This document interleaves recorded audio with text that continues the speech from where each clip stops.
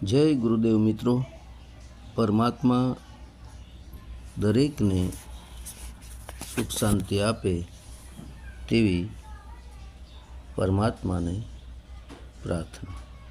મિત્રો, આજે સંત હરિદાસ ગુરુ ચરણદાસ એની બીજી વાણી જોઈએ. કાલે 123મી વાણી લીધી હતી પદમાંથી, પદ 123માંથી લીધી હતી. આજે પદ 122માંથી લઈએ. હિંગરિયા કચ્છવાળા હરિદાસ બાપા, બરાબર, બહુ જબરજસ્ત સાધના બતાવે છે મિત્રો, શ્વાસ અને ઉશ્વાસની અંદર, અજપ્પા જાપની અંદર, બરાબર. કહે છે, ભેટિયા ચરણ ગુરુ અવતારી, જેણે મેટિયા જન્મ મરણ ભય ભારી. બરાબર મિત્રો, પહેલો જ પોઈન્ટ એ સમજવાનો છે આપણે કે ભેટિયા ચરણ ગુરુ અવતારી. ભેટિયા એટલે મળ્યા, ચરણ અહીં ચરણદાસ તરફ ઈશારો છે, ચરણદાસ ગુરુ તરફ ઈશારો છે. અવતારી કીધું છે. જો મિત્રો, અવતારી કોને કહેવાય? જેવી રીતે ભગવાન રામ અવતારી પુરુષ કહેવાય, ભગવાન કૃષ્ણ અવતારી પુરુષ કહેવાય, બરાબર. આવી રીતના મિત્રો, જે સાચા સંત હોય છે, જેને દિવ્ય આત્મા કહેવામાં આવે છે, જે લોકોને એક સાચી રાહ, એક સાચો માર્ગ, એક સાચું જ્ઞાન જે આપવા આવે છે, એને અવતારી પુરુષ કહેવામાં આવે છે. એ અવતારી પુરુષ જગ તારણ કારણ દેહ ધરે. જગતમાં તારવા માટે જ લોકોને એના કારણ માટે જ દેહ ધરીને આવતા હોય છે, એને અવતારી પુરુષ કહેવાય છે. એ અવતારી પુરુષ વિલક્ષણ હોય છે, એના વિલક્ષણ હોય છે એવા કે મિત્રો, એ મોહમાયામાં ફસાતા નથી. એને ધન દોલત ત્યારે કોઈ મતલબ હોતો નથી, એને વિષય વાસના સાથે કોઈ મતલબ હોતો નથી, એને પૂજાવા સાથે કોઈ મતલબ હોતો નથી, એને મંડપ મેળા સાથે કોઈ મતલબ હોતો નથી, એને ગુરુ શિષ્ય સાથે કોઈ મતલબ હોતો નથી. માત્ર પોતાનું જ્ઞાન આપી અને જેટલા એના સાનિધ્યમાં આવે છે એને તારે છે. પણ એ સ્વયં કહેતા નથી કે હું તમારો ગુરુ છું, પરંતુ એના શરણે જાનારા જે હોય છે એને ગુરુ સ્વરૂપમાં માને છે, બરાબર. એ અવતારી પુરુષની નિશાની છે. વિષય વાસનાથી ઉપર હોય છે, ફસાય નહીં. 4 વ્હીલ ગાડીઓ, બંગલા, કરોડોના બેંક બેલેન્સ, એમાં એ ફસાય નહીં. 32 જાતના પકવાન ખાવા, ટોપ ટીપ કપડાં પહેરવા, એમાં એ ન ફસાય અવતારી પુરુષ. અને એવા અવતારી પુરુષ જો મળી જાય અને એ સત્યનો રાહ બતાવે, અને એ સત્યના રાહ ઉપર આપણે ચાલીએ, રાહ એટલે એ રસ્તે આપણે ચાલીએ, તો જ મિત્રો મુક્તિ મોક્ષ સુધી આપણે પહોંચી શકીએ. જેણે મેટિયા જન્મ મરણ ભય ભારી, એવા ગુરુ મળી ગયા હરિદાસને કે જેણે મેટિયા મતલબ જેને ખતમ કરી દીધા, મિટાવી દીધા જન્મ અને મરણના ભય ભારી. જે જન્મવાનું મરવાનું જે મોટામાં મોટી બીક હતી, ભારેમાં ભારે જે બીક હતી, એને ખતમ કરી. પછી કહે છે, ભવસાગરમાં બુડવા જાતા તુરત લિયા સદગુરુ તારી. બરાબર મિત્રો, જેમ એક સાગર હોય, એમાં આપણે બુડી ગયા હોય, બુડતા હોય, તો એમાં સંસાર સાગરની અંદર આપણે બુડતા હોય તો એમાંથી સાચા સદગુરુ મળી જાય. સાચા હોવા પડે હો. લાય 15ને આવી જાય અંદર એવા નહીં, ધન દોલતના ભૂખ્યા નહીં, ભાવના ભૂખ્યા, પ્રેમના ભૂખ્યા, એને સાચા કહેવાય. અને ધન દોલતના ભૂખ્યા હોય સાચા ન કહેવાય, એનાથી તરીએ નહીં જે ધન દોલત ભેગા કરતા નથી. તો આ ભવસાગરમાં બુડવા જતા તુરત લિયા સદગુરુએ તારી બાંય પકડી બહાર કાઢ્યા. બાંય પકડીને બહાર કાઢ્યા.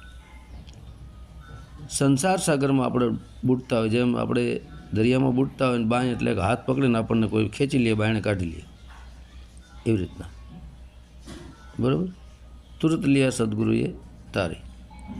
તો કેવી રીતે તારી લે છે કે આપણી સુરતા જે આ સંસાર સાગરમાં ફસાણી અને સંસાર સાગરમાં જ આ સુરતા ડૂબતી હોય, કામ, ક્રોધ, લોભ, મદ, મોહ, શબ્દ, સ્પર્શ, રૂપ, રસ, ગંધ, આ બધો સંસાર સાગર કહેવાય. એમાં જ સુરતા એ ફસાણી હોય, એ સંસાર સાગરમાં ફસાઈ ગઈ કહેવાય, ડૂબી ગઈ કહેવાય. એમાંથી પછી એ સુરતાને પકડી અને શબ્દની સાથે જોડે છે. ભવસાગરમાંથી એ સુરતાને પકડી શબ્દ સાથે જોડે છે ને તુરત લિયા સદગુરુ તારી. પછી એ સુરતાને પકડી અને સદગુરુ જે શબ્દ આપ્યો ન્યાય એને જોડી દે. એટલે તરી ગયો, ન્યાય જોડે રહેવું પડે હો. પણ બરાબર. બાય પકડી બહાર કાઢ્યા, હાથ પકડીને બહાર કાઢ્યા. તો હાથ કયો પકડવાનો છે? સંસાર સાગરમાં તો કોઈ હાથ કોનો પકડવાનો છે? કેવી રીતે બહાર કાઢવાનો? અહીં હાથ એટલે મિત્રો સુરતા તરફ ઇશારો છે કે સુરતાને પકડી, મતલબ સુરતાને ઠેકાણું બતાવ્યું. જો આ જગ્યાએ તું ધ્યાન ધર, આ જે શ્વાસોશ્વાસની ક્રિયામાં જે શબ્દ ચાલી રહ્યો છે સોહમ, ન્યા તું ધ્યાન ધર. બાય પકડી બહાર કાઢ્યા એટલે ન્યા ધ્યાન ધરી દીધું, સુરતા ન્યા છોડી ગઈ એટલે આ વિષય વાસનામાંથી નીકળી ગઈ. બાય પકડી બહાર કાઢ્યા એટલે અહીં જ્ઞાન આપી કે કઈ રીતે આમાંથી બહાર નીકળવું, ક્યાં સુરતાને જોડવી, એ જ્ઞાન આપ્યું. જ્ઞાન આપી પછી આ સંસાર સાગરમાંથી બાય પકડીને બહાર કાઢ્યા. પણ જ્ઞાન લાગવું પડે, જ્ઞાન પકડવું પડે, પૂર્ણ જિજ્ઞાસુ મુમુક્ષ હોવો પડે, તો જ મેળ પડે. બાકી ખાલી ટાઈમ પાસ કરવા જતા હોય, સાંભળવા, કથણી બકણી, આખી રાત તબલા કૂટવાન, ભજન ગાવાન બહારના, એ ન નીકળી ગયા સંસાર સાગરમાંથી. એ તો એમાં ડૂબીને મરી જાય. બાય પકડીને બહાર કાઢ્યા.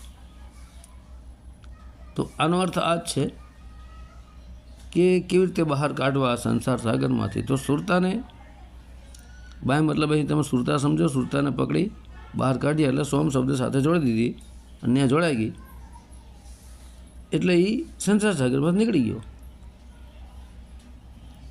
બરાબર. પછી મસ્તક પર કરધારી સેવકની તમે સાથે છો પ્રભુ, ટાળિયા અનહદ ભય ભારી. બરાબર. હવે મસ્તક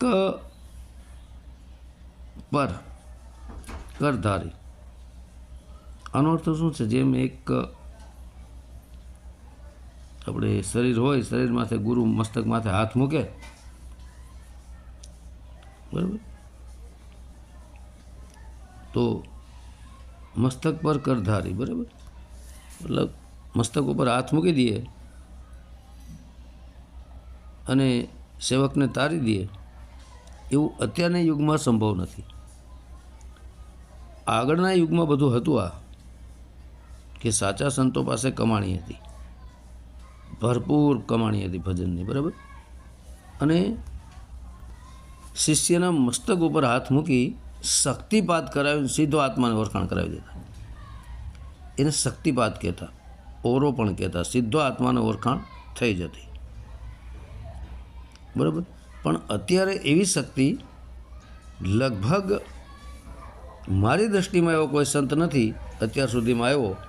લાખો સાધુના સંતોના હું કોન્ટેક્ટમાં આવેલો છું, પરિચયમાં આવેલો છો, કોઈ સાથે કલાક 2 કલાક 10 કલાક, કોઈ સાથે દિવસ 2 દિવસ બેઠેલો છો. મારી પૂરી જિંદગીમાં અત્યાર સુધીમાં 40 વર્ષમાં જ્યારથી સમજણો થયો, બરાબર, 40-45 વર્ષમાં, 15-20 વર્ષની જ્યારે મારી ઉંમર હતી અત્યારે 66 વર્ષની છે, ત્યારથી અત્યાર સુધીમાં લાખો સાધુ સંતોના પરિચયમાં આવી ચૂક્યો છું. બરાબર, સમય કોઈને જાજો આપ્યો હોય, કોઈને થોડો આપ્યો હોય, પણ એવો સંત મને ક્યાંય ન મળ્યો કે જે માથે હાથ મૂકી અને આત્માની વરખાણ કરાવી દે. એવો સંત ન મળ્યો. ખૂબ તપાસ કરીશ મિત્રો, બહુ ભટકો છું હું, જંગલોમાં એવો ભટકો છું, ભારત દેશમાં પણ પૂરે રખડીને હાલીને ભટકો છું, પણ આવો સંત ક્યાંય મળ્યા નહીં. હવે એવા સંત મને ક્યાંય ન મળ્યા તો એનો અર્થ મારા પાપ, અથવા તો પરમાત્માની કૃપા. છે ખરા એવા સંત, નથી એમ નહીં, માથે હાથ મૂકી હજી હાલમાં પણ આત્માને વરખાણ કરાવી દે ને એવા સંતો છે, પણ એ મિત્રો બહાર નથી આવતા. બહાર તો ઢોંગી પાખંડીઓ આવે છે. જગતમાં પાખંડવાળા પૂજાણા ને પૂજાવાવાળા બાયણે આવે છે, પણ જેને નથી પૂજાવું ને એ સંતો બહાર નથી આવતા. જગતમાં પાખંડવાળા પૂજાણા, સાચા જતી સતી સંતાણા. સાચા જતી ને સતી જે સંતો છે ને, સતી એ સાધ્વી જે આત્માને ઓળખી ગયેલા, પરમાત્માને ઓળખી ગયેલા. જતી એ સાધુ જે આત્મા પરમાત્માને ઓળખી ગયેલા છે, જેની જતી એટલે આત્માને, સતી એટલે સુરતા, જેની સુરતા શબ્દ સાથે મળી ગઈ છે. એવા સંત માથે હાથ મૂકે તો આત્માની તુરંત ઓળખાણ થાય. પણ એવા તો અત્યારે સંતાઈ ગયા છે. તો બહાર કોણ આવ્યા? બહાર આવ્યા ઢોંગી પાખંડી, પૂજા કરાવવાવાળા, આરતીઓ કરાવવાવાળા, પગ ધોવરાવવાવાળા, હામિયા કરાવવાવાળા, આવા બાયણે આવ્યા, ધન દોલત લૂંટવાળા જગતના. બાકી સાચા જતી સંતાઈ ગયા છે. તો મસ્તક પર કરધારી. હવે અહીં મસ્તક પર કરધારી, માથા માથે હાથ મૂકવો. અત્યારના યુગમાં તમે જોજો ઘણા માથા માથે હાથ જ મૂકે, આશીર્વાદ આશીર્વાદ આશીર્વાદ, આવું બકવાસ કરી રાખું. હું આશીર્વાદ નહીં, ટોપલા ભરીને આવ્યા છે. માથા માથે હાથ મૂકે, કોઈને કાંઈ થતું જ નથી, ઉલટાને બગડીને બેહાલ થઈ જાય છે. માથા માથે હાથ મૂકતા પહેલાં વિચારવું જોઈએ કે આપણી પાસે શક્તિ છે તો જ બીજાના માથા માથે હાથ મૂકે. બાકી ઢોંગ પાખંડ કરવાનું, દેખાડવાનું દુનિયાને કે મેં આશીર્વાદ દીધા, કાંઈ થતું નથી, ઉલટાને બગડીને બેહાલ થઈ જાય. એટલે અત્યારે જે આવે આલી દુલી માથા માથે હાથ જ મૂકવા માંડ્યા છે. હાથ અધર કરીને આશીર્વાદ આશીર્વાદ, હું આશીર્વાદના ટોપલા ભરીને આવ્યા છે. મસ્તક પર કરધારી.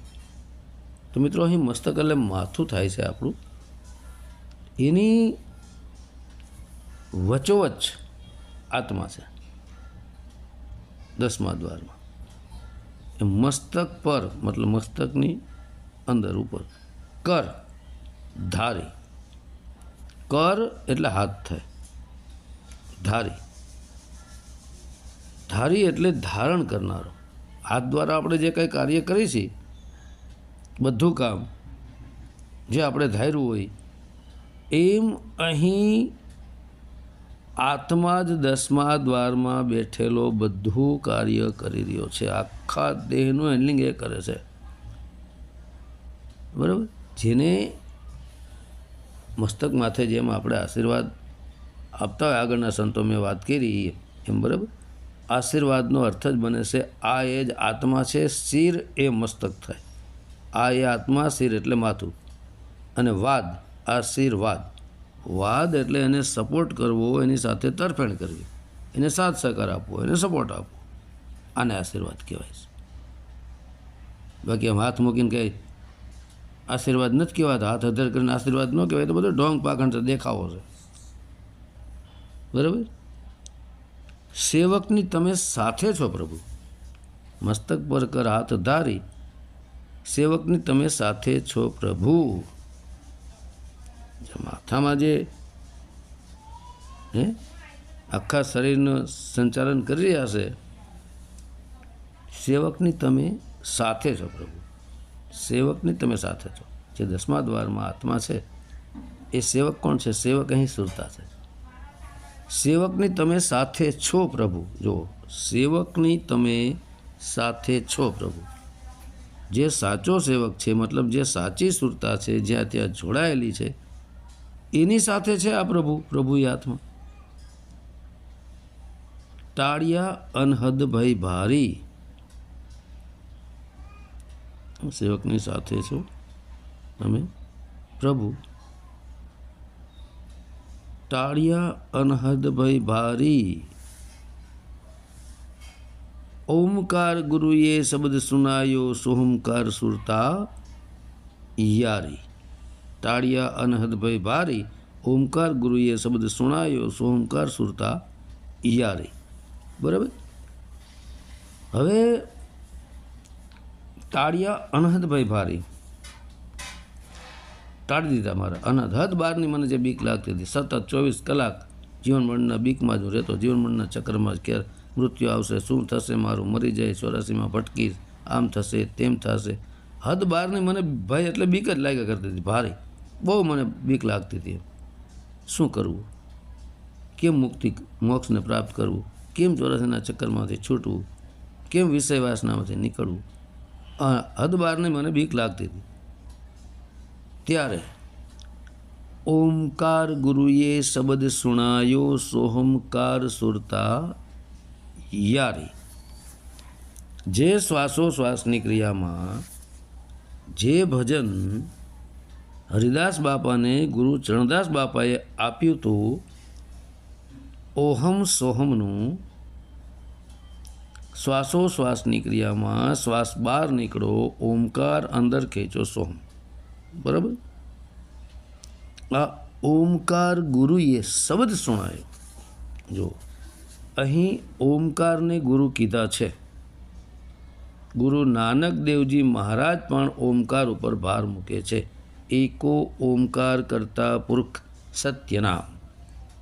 એનો અર્થ છે એક જ ઓમકાર કરતા પુરુષ છે, એ જ સત્યનામ છે. આ ગુરુ નાનક દેવજી કહે છે. એમ ઓમકાર ગુરુએ શબ્દ સુણાયો. ઓમકાર જે ગુરુ છે ને, એને આ શબ્દ સુણાયો, મતલબ સાંભળાયો. તો સ્વયં ઓમકાર, એનો ધ્વનિ ચાલુ થઈ ગયો.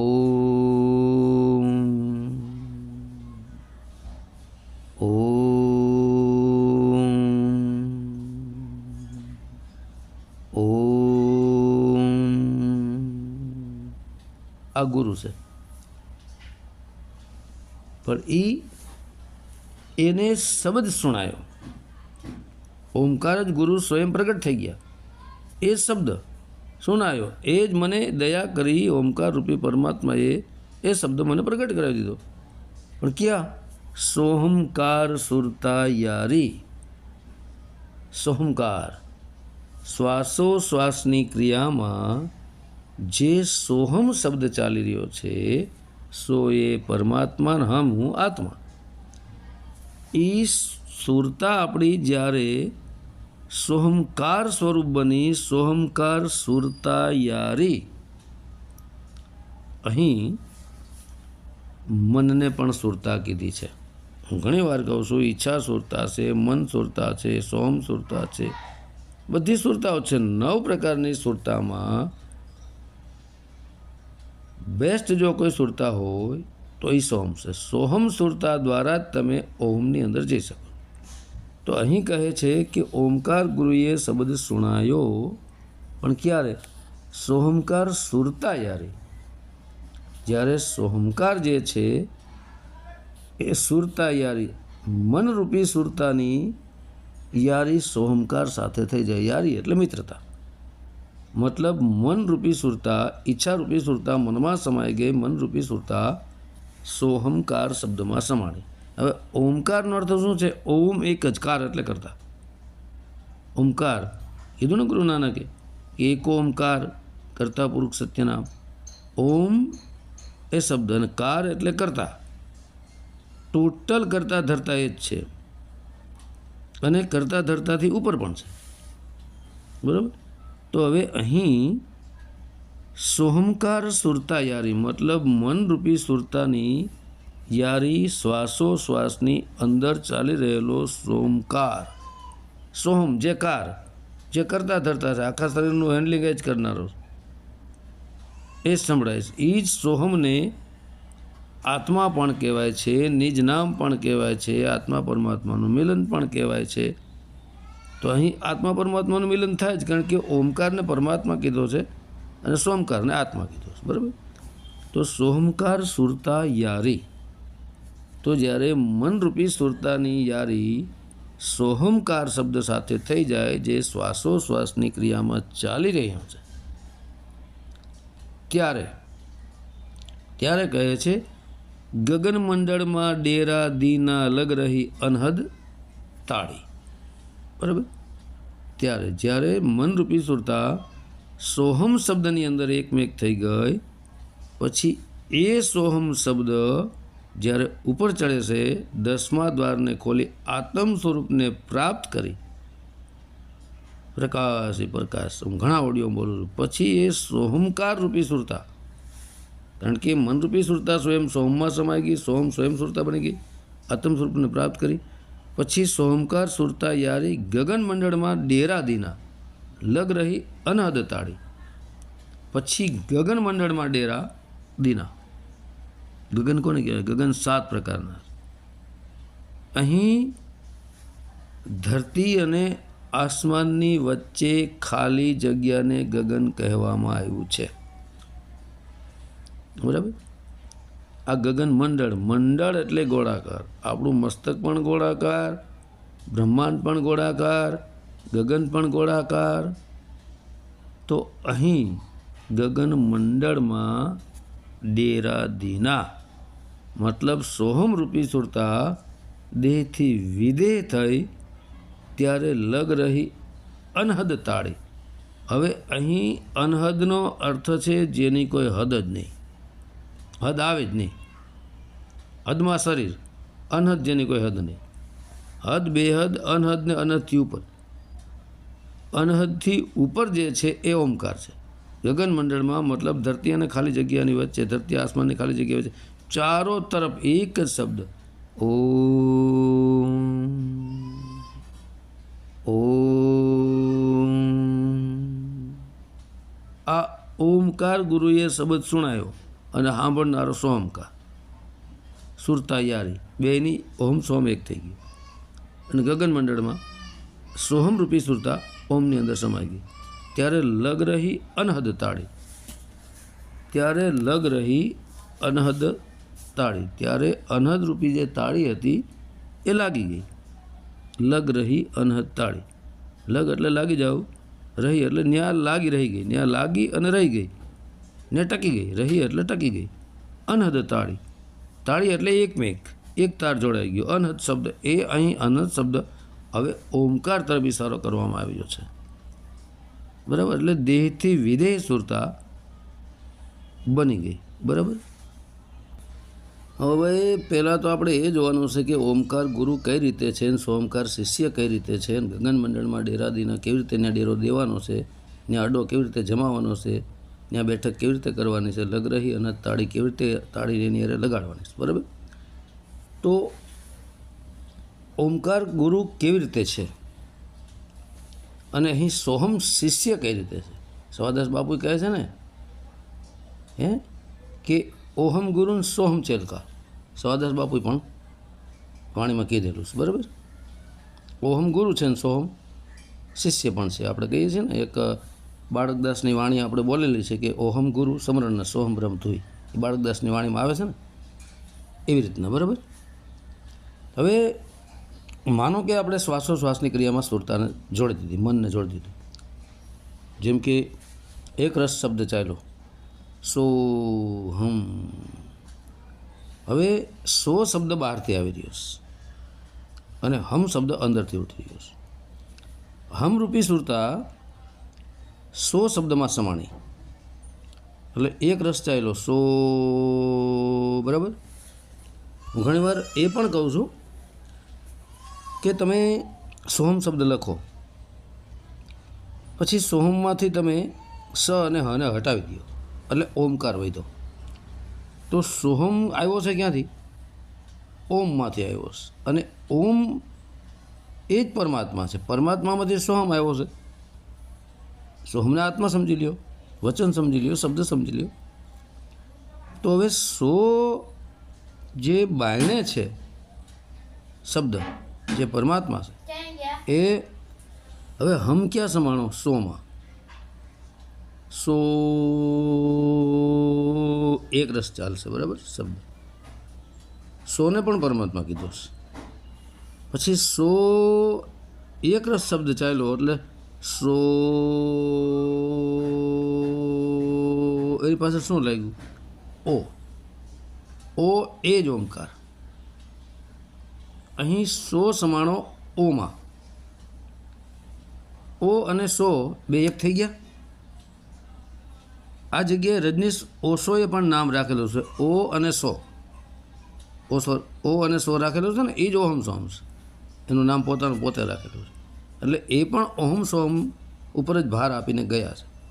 શ્વાસની ક્રિયા ઉપર જ ભાર આપીને ગયા છે, બરાબર. શ્વાસોશ્વાસની ક્રિયામાં ઘણી જગ્યાએ રજનીશ ઓશોએ પણ ધ્યાન ધરેલું છે અને ધ્યાન બતાવેલું પણ છે, બરાબર. પછી એક રસ શબ્દ ચાલ્યો, સોની પાછળ ઓ લાગી ગયો. ઓ એક રસ ધૂન એ દેહથી વિદેહ ચાલી રહી છે ગગનમંડળમાં, ધરતી અને આસમાનની ખાલી જગ્યામાં એક રસ શબ્દ ચાલે છે. ઓ.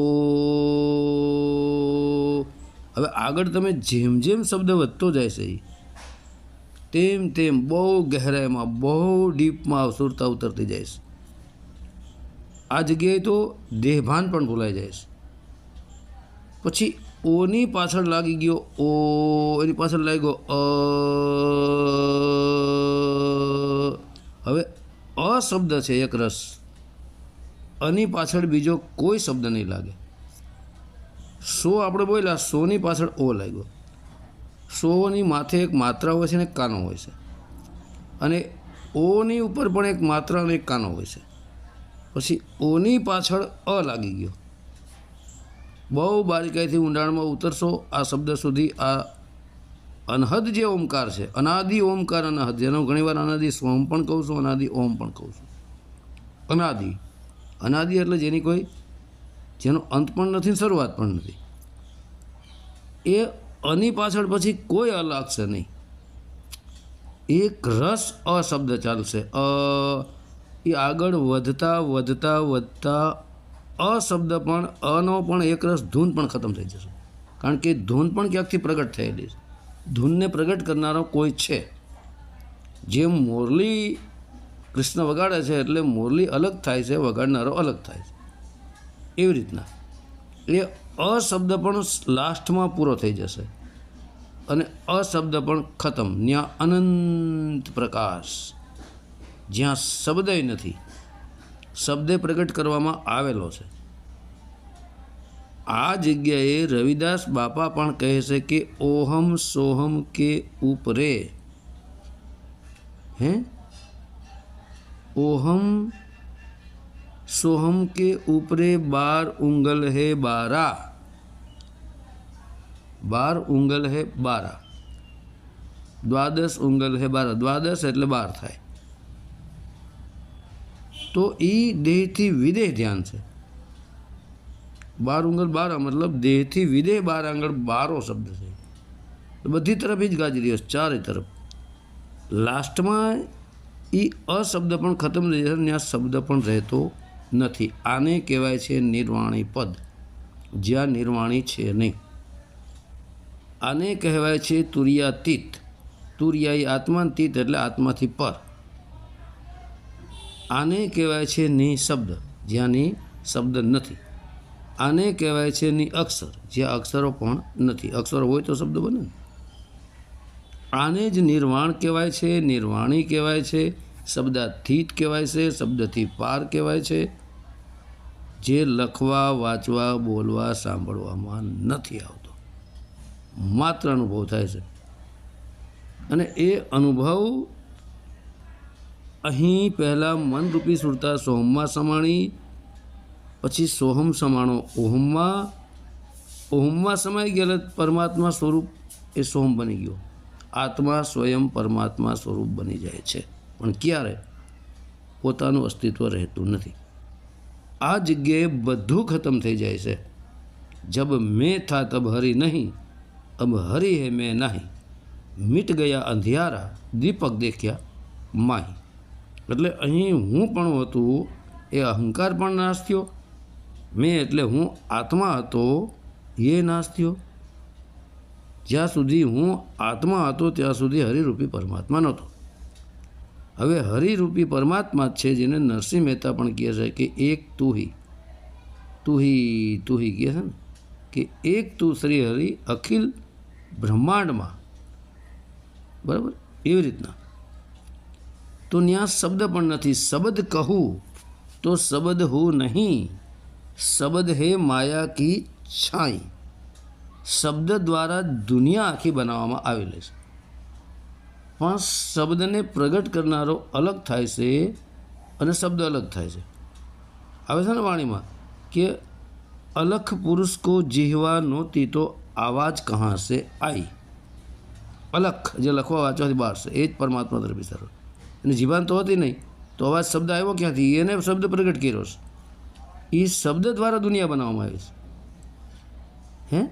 શબ્દે આકાશ, શબ્દે પવન, શબ્દે અગ્નિ, શબ્દે પાણી, શબ્દે ધરતી, શબ્દ હી શબ્દ ભયો પ્રકાશ.